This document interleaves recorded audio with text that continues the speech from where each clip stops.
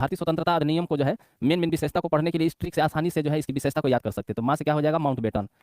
Mountbatten कायदे से बस खाली आप लोग सुने और पूरा ट्रिक से पूरा जो है आपको जो है दिमाग में बैठा दूंगा।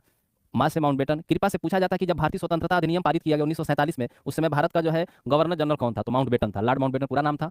कृपा से क्या हो जाएगा, कृपलानी। कृपा से क्या हो जाएगा प्यारे बच्चों, कृपा से हो जाएगा कृपलानी। क्या याद रखना है, कृपलानी।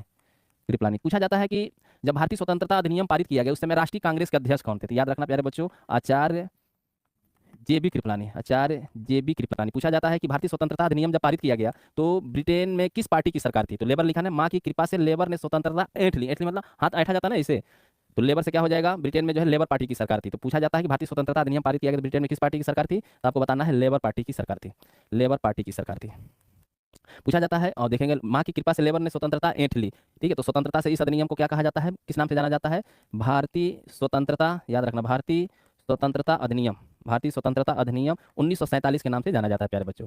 और पूछा जाता है भारतीय स्वतंत्रता अधिनियम पारित किया गया तो ब्रिटेन में प्रधानमंत्री कौन था उस समय, ये बहुत पूछा जाता है। चर्चिल था कि लॉर्ड क्लीमेंट एटली थे, इस तरह के प्रश्न बहुत पूछे जाते हैं प्यारे बच्चों। ठीक है, तो भारतीय देखेंगे, भारतीय स्वतंत्रता अधिनियम पारित किया गया तो उस समय ब्रिटेन में देखेंगे प्यारे बच्चों, ब्रिटेन में जो है एटली से क्या हो जाएगा, एटली।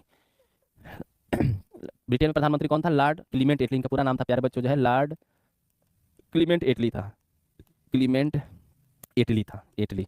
तो इटली से लॉर्ड क्लीमेंट एटली आपको याद करना है। देखिए भारतीय स्वतंत्रता अधिनियम कब पारित किया गया था प्यारे बच्चों, याद रखना 18 जुलाई 1947 को जो है ब्रिटेन के संसद में पारित किया गया। अंग्रेजों का अंतिम अधिनियम था प्यारे बच्चों।